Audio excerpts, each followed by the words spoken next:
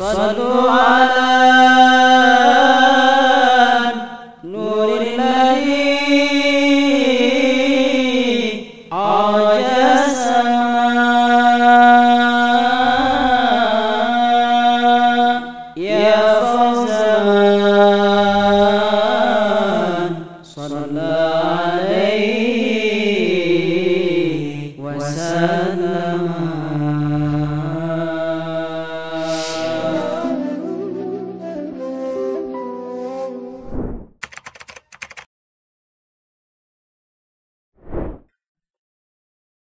Pemirsa TV Al-Wafa Tarim yang dirahmati oleh Allah Subhanahu wa taala, melanjutkan kisah perjalanan Nabi sallallahu alaihi wasallam. Mudah-mudahan kisah ini membuat iman kita semakin kuat. Setelah Nabi turun dan sholat di beberapa tempat tadi yang sudah kita dengar, Nabi sallallahu alaihi wasallam meneruskan perjalanannya dengan kendaraan Burak ditemani oleh Jibril dan Mikail. Kemudian diceritakan Nabi sallallahu alaihi wasallam melihat ifritan minal jin, raja jin yang namanya Ifrit, selalu menggoda Nabi dengan api. Setiap Nabi menoleh, Nabi tergoda atau terganggu dengan apinya Ifrit. Kemudian malaikat Jibril memberikan kepada Nabi nasihat, tak maukah kamu wahai Muhammad, aku ajari beberapa kalimat, beberapa zikir, beberapa doa. Jika kau baca maka Allah akan membinasakan Ifrit dan apinya dan akan menyelamatkan kamu. Maka Nabi SAW mengatakan, bala, iya aku mau. Bagaimana Jibril sallallahu alaihi wasallam memberikan kepada Nabi ilmu sebelum Nabi meminta. Ini seorang alim ketika melihat seseorang yang perlu bantuan, perlu ilmu, maka hendaknya dia menawarkan diri. Karena lisanul hal afsah min lisanil maqal. Keadaan seseorang itu lebih fasih daripada ucapannya. Maka ketika seorang alim mengetahui seseorang yang butuh ilmu, hendaknya dia mengajarinya. Butuh nasihat, hendaknya dia menasihatinya. Nabi mengatakan, mau wahai Jibril. Apa itu?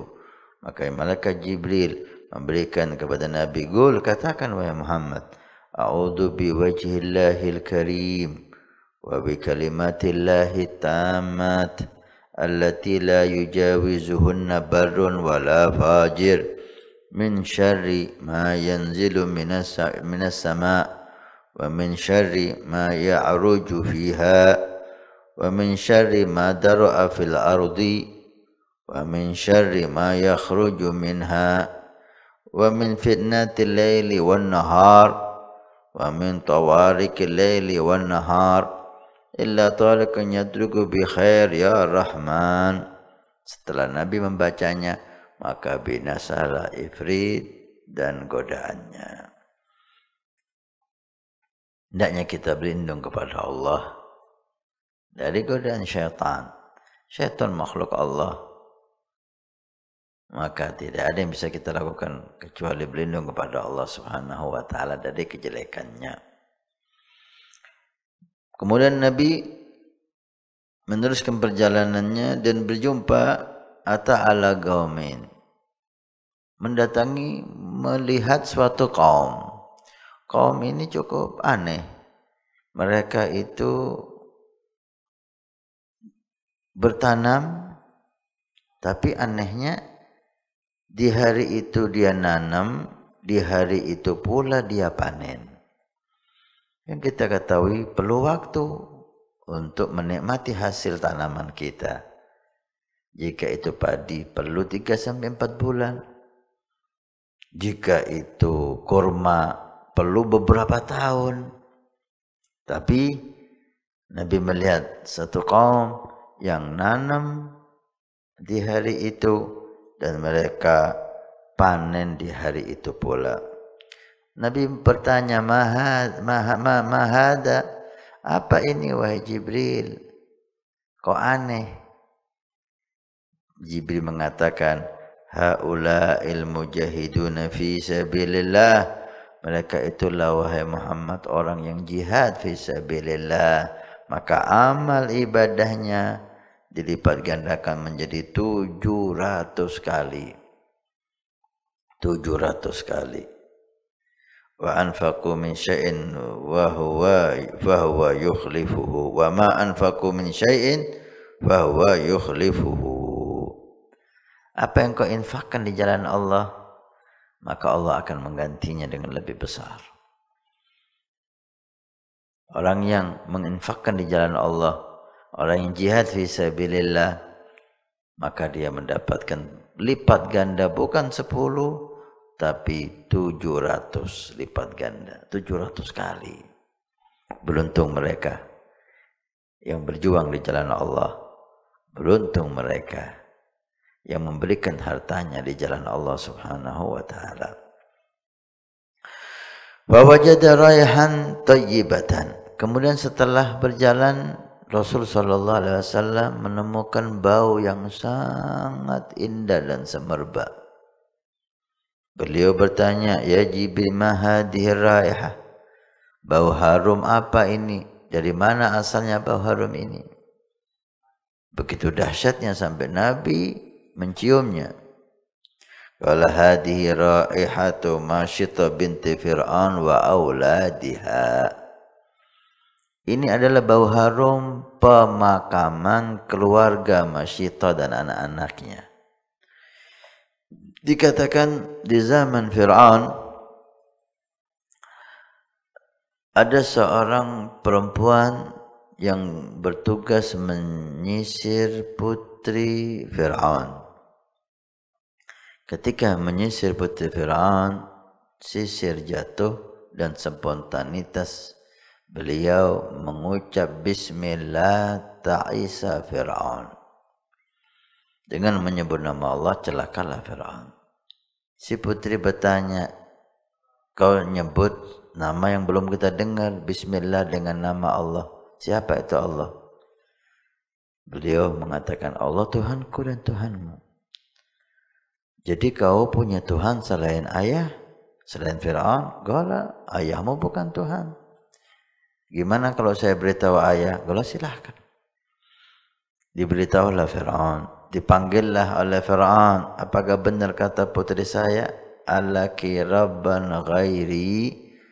Apakah kamu punya Tuhan selain aku? Gola ya Fir'aun, Rabbi wa Rabbukallah. Kau bukan Tuhan.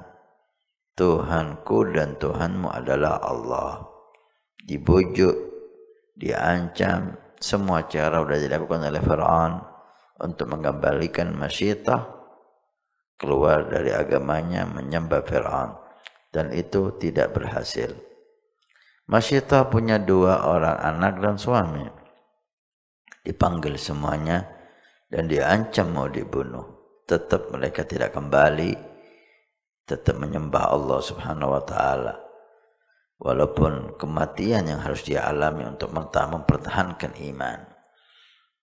Betul, si Fir'aun mengambil bejana yang besar dan diisi minyak atau air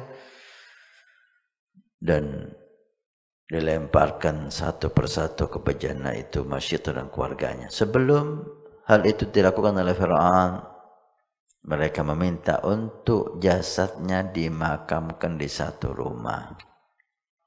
Dan itu dipenuhi oleh Fir'aun. Subhanallah. Fir'aun taat mengikuti permintaan Masyitah. Walaupun itu pembantu. Hakata takdir Allah Subhanahu wa ta'ala ketika ingin memuliakan hambanya. Dilemparkan anak yang besar, dilemparkan suaminya. Ketika anak yang masih menyusui, yang masih bayi,